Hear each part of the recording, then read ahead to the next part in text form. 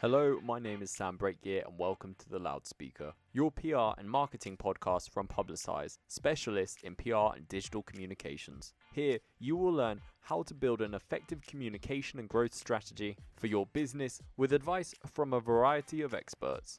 Plan ahead and mitigate the damage. People started following me because of that. That's one of the main ways I've gotten us in the big name publications. You need to write it as if it's an email going from you to a friend. You can kind of maximize your ad dollars there. With this show, alongside our free online resources, you will learn how to take the right steps so your business will gain more recognition online, convert more leads to sales, and build greater trust among prospects, clients, and investors.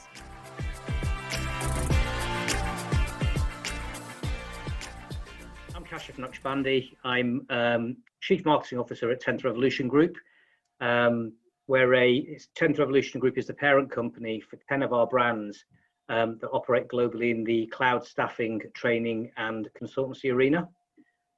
Essentially, we have three divisions. Frank Recruitment Group is the sort of mothership for our staffing brand, and under that sits another 7 brands, all of which are aligned to a specific technology vendor. So Nigel Frank, which was our first brand, is the largest Microsoft Dynamics and Azure recruitment business in the world. Mason Frank is the largest Salesforce recruitment business in the world. Jefferson Frank is the largest Amazon Web Services recruitment business in the world. Amazon Frank is the largest NetSuite business in the world, etc. And we've purposely built our sort of model around technology vendors that are growing and particularly in the cloud space, and try to be the sort of dominant player in those markets for a myriad of reasons, which really help us sort of remain focused and help us to grow. And really in the last 5 or 6 years, outside of last year, we've grown at an average of 35% year over year. In addition to Frank Recruitment Group division, we also have a talent creation division called Revelant. And actually that was created 3 years ago to bring net new talent into these cloud ecosystems. And we've focused on the Salesforce ecosystem to start with, where there's, where demand outstrips supply. As Salesforce makes more acquisitions and grows at the rate it is, there won't be enough people in the marketplace to service the needs of the customers. So one option is to actually create it. And the way we do that is we take Java developers primarily with some solid business experience. We payroll them for 2 years. We cross-train them. They do two-month intensive training course where they get certified, and then for the next two years they get sort of upskilled whilst they're out on client sites. And at the end of that 2 years, they're then free to work for the customer. So it's a great way of bringing people into the ecosystem. It also allows us to sort of build talent pipelines for our customers at scale. And finally, we have a consultancy division called Rebura, which services the mid-mark, and it's an advanced consulting partner for AWS.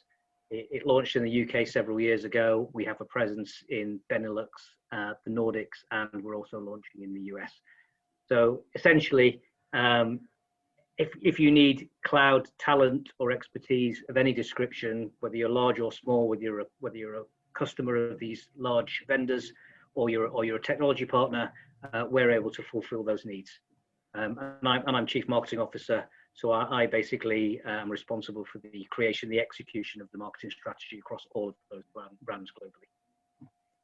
Fantastic. Well, congratulations on that growth. There's definitely some impressive figures there. And as well, thank you for joining me today.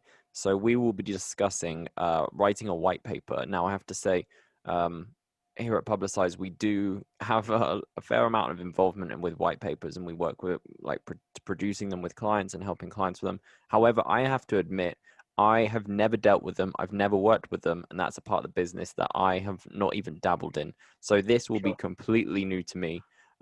So I think that we should probably start off today's episode with a very basic question of what is a white paper? Okay. A white paper is a detailed education report on a specific topic. It's got to be successful. It should be uniquely valuable to a particular audience. And the objectives really are to build awareness, engagement, authority, and trust for you as an individual or as a brand, and actually ultimately to start the process of generating leads. So essentially, it's a non-commercial educational piece of content that I like to think is uniquely valuable to our target audience. Okay, yeah, that makes sense. Now, I would also love to know, like, can you tell our listeners when and why they should consider creating a white paper? Sure. You've got your classic business to business marketing funnel where you've got awareness, consideration, and decision. White papers generally tend to be at the awareness stage because it's about the educational part of the process. So I'd say there's a number of facets to it. Certainly in our organisation, number one is to fuel your content marketing. As I mentioned before, the awareness stage. If you've got marketing automation programs in place, again, it will fuel those marketing automation programs. I think it's important to have white papers so you can lead the conversation. If you've got any sort of strategic thought leadership pillars. So, for example, in our organisation, given we work in the cloud market and we supply very hard to find talent, or we create very hard to find talent, thing that underpins everything is the lack of digital skills. So the digital skills gap. So one of our sort of strategic thought leadership pillars is around the digital skills gap and what we can do to help it. And actually people, the decision makers are the guys for our business that are interested in learning more about this. Because we work in very tight ecosystems, for us as well, it's important that we engage with influencers. So they might be, your bloggers within the Salesforce or the NetSuite or the Microsoft or the AWS ecosystems. They might be the AWS heroes or the Microsoft or Salesforce MVPs. Or they just might be people that work directly for some of our competitors, for some of our customers who actually work and, they're prolific writers in these ecosystems. So we use white papers as a tool to engage with these influencers and ask them to write content on our behalf. Not only does that allow us to create these white papers, but it also builds trust through brand association. And finally, it's about sales enablement. Our staffing business is very much sales led. We have 1,500 salespeople across 20 offices and 7 of the brands. A couple of things we've done, for many years, we've written salary surveys, which are actually really in-depth white papers covering all aspects of the hiring process, and from a candidate perspective, from a client perspective, in the ecosystems that we operate. In fact, these are so well regarded by our customers that many of them use them as benchmarks every year to align their salaries.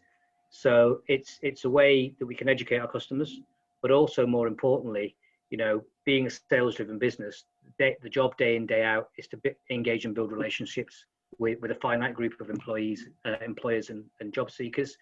And sometimes it's quite hard to pick up the phone. And this is a really great way of having a conversation, which is non-commercial, which actually builds trust and I guess confidence in our ability to be able to fill roles that I think other people can't fill. So it's about, I guess, transmitting our expertise through these white papers as well, through the salary surveys. Last year when COVID hit was a really good example of where we created some amazing white papers, in my opinion. When I'm sure you remember when everybody started closing down, when the world started closing down, Yeah. You'd probably get hundreds of emails a day saying, by the way, we're open for work. And there was a conversation around whether we should do the same. And I said, well, why don't we do something that's actually going to add value to our customers? That's not about generating revenue. The companies that stood out, the ones that were going out their way to help their customers. And we wanted to do the same. So we created 4 white papers, one for Microsoft Dynamics, one for Microsoft Azure, one for Salesforce, one for AWS. And we enlisted in total something like 67 influencers and MVPs across those ecosystems to talk about what they would do in these situations. So the first thing was cost optimization. If you've got a setup, how do you save costs right now? Because everything was about conserving cash. Then it was about remote working, and actually the intricacies about how do you how can you lock down your systems safely when everybody is working remotely because of sort of data theft and just generally data privacy. And then it was looking at how do you actually leverage the cloud a bit more now, because a lot of the retail businesses needed to go online quickly, and we got an incredible amount of positive feedback for doing those. It allowed us to obviously engage with influencers in the ecosystem, and it gave our sales guys something to talk to, which was actually beneficial to the customer, because in that a year ago, a sales call really wasn't welcome from anybody, so it helped us build those relationships up. So I think it's multifaceted why you do it, and I think you don't have to have the resources in-house to do it. You've just got to think about something that really is going to be uniquely valuable, as I said, to your particular sort of target market. Build a robust communication strategy for your business using Publicize's digital resources. From toolkits to templates, our resources are available to everyone and anyone, just like this podcast. To scale and grow your business today, visit our guides at publicize.co/guides, and be sure to follow the loudspeaker wherever you get your podcasts, including YouTube.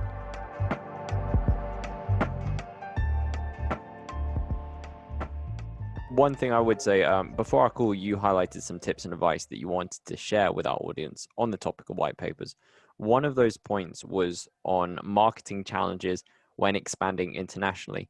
Can you expand on this for our listeners and explain why you think it's important to discuss, please?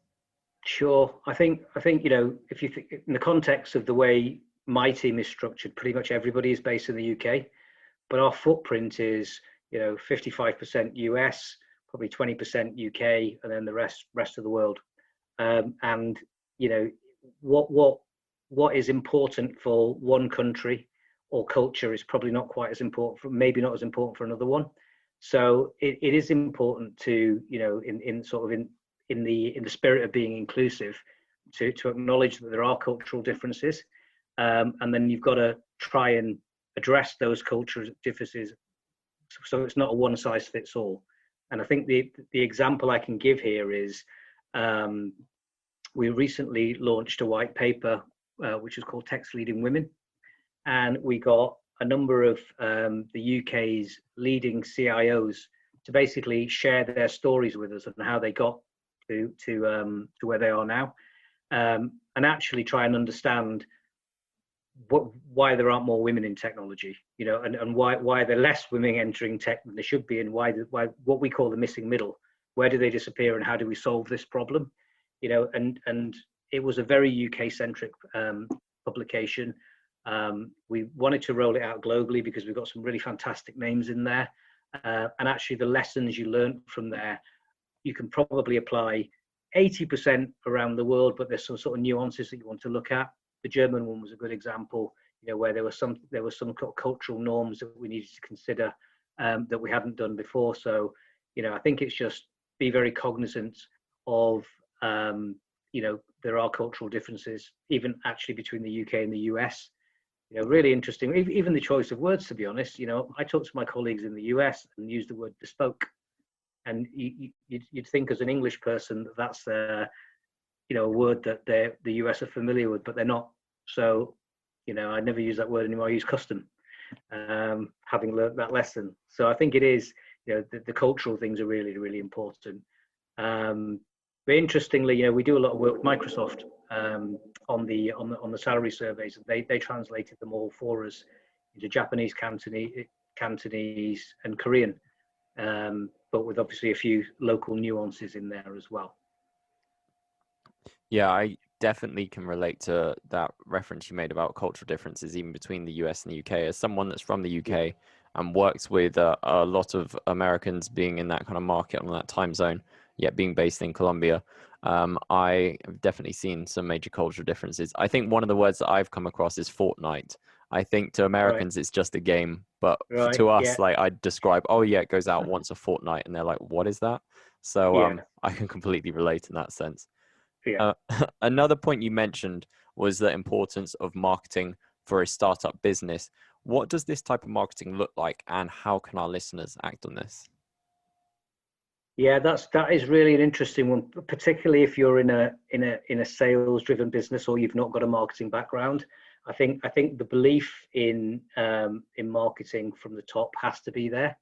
I think I'm fortunate in that the business that I'm in now really do place a lot of sort of respect on in the stuff that the marketing does. And it's obviously not always possible to translate all that back to ROI, but in general, that's the way we work. I think my advice really is as a startup business, make sure that you're very clear about who your target audience is and what the value proposition is. Definitely don't boil the ocean, because I think as a startup, and I've been there myself, you just want to try and do everything, and you've got these lofty ambitions, which is great. But you also need to be sort of realistic about it.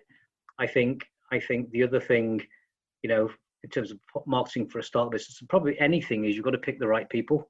And the more I observe it in the businesses that I've been in that have been super successful, and you sort of analyze why they've been successful, you look around and you think the people in there are pretty good, and building that team is super important. And just a quick sort of analogy, really, an anecdote, sorry. We had, when I joined the business in 2013, the very first, within 6 months, we were being interviewed by private equity firms, and there were 5 of us and 4 of these guys from this one PE firm.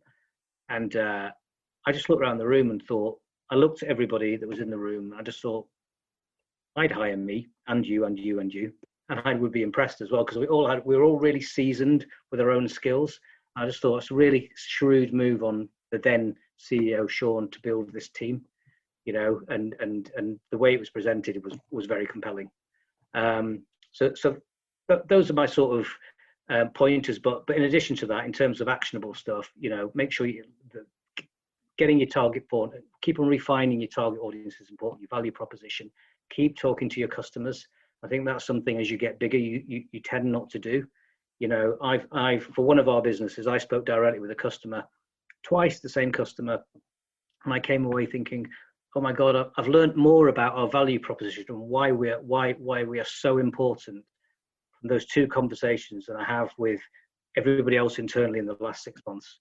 And that's what we've sort of underpinned our value proposition now. So it's just picking those things up and finally just do a brilliant job of customer service, and and I've got some examples of how I did that in previous businesses. In my previous role, I was the founder of a business called Golf Jobs Market. We were one of the most highly trafficked websites in the Middle East that basically placed ads. People responded. It was a challenging time because there weren't that many job boards out there at the time, and actually, it was trying to educate people doing business in a different way, and also the job boards that were out there were delivering volume but not quality. So I did actually do what I think I said I was going to do, which I didn't boil the ocean. I basically picked a sector, and the sector I picked was IT. And I was very clear about how to differentiate myself from the other ones, which was like, I'm going to do execs plus, talk to all my customers. But more importantly, there was a perception that, all these job boards just throw out irrelevant candidates, and then it's a mission to actually go through, literally thousands of candidates applying for one job. So what I did was I actually stopped the applications going to the customers directly, but had somebody in the middle doing the filtering, so that by the time it got to them, the only ones were the ones which were in country, if that's what they wanted, or they were the ones that were basically qualified to do the job, and that really paid dividends in the end, because I get customers say, how have you managed to get all these bang on? So I obviously didn't tell them that there was a person offshore checking them all before they went out, just to make sure the quality control was there. But it basically raised the sort of the brand itself in terms of the way that we were perceived as not being, and it allowed us to differentiate ourselves from the other job boards that we were competing against.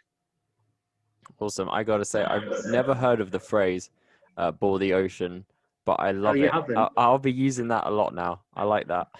Okay. It's very visual. I like that. But Yes, actually, whenever I say it, I just have this image of some lava dropping into the sea, and and just it affects a little bit around it, but not Yeah. everything. Yeah. Yeah, no, it's cool. I'll definitely be using that. I would love to know if people listening to this want to keep up with you and the work you're doing. What are the best ways that they can do that? The best way really is just to follow me on LinkedIn, and certainly in terms of the work that we're doing, we're pretty active, obviously, across all of our brand pages as well. Fantastic. What's the tag that they can use to find that? Is that just at 10th Revolution Group? It's at 10th Rev. Awesome. Excellent. Fantastic. Well, thank you for joining me today, Cash. It's been a real pleasure. Absolutely. Thanks for having me. We hope you enjoyed today's episode, and make sure you follow us wherever you get your podcast to stay up to date with the latest PR and digital communications trends. You can also find numerous videos on our YouTube channel where we break down complex topics and the best tips to help you scale and grow your business.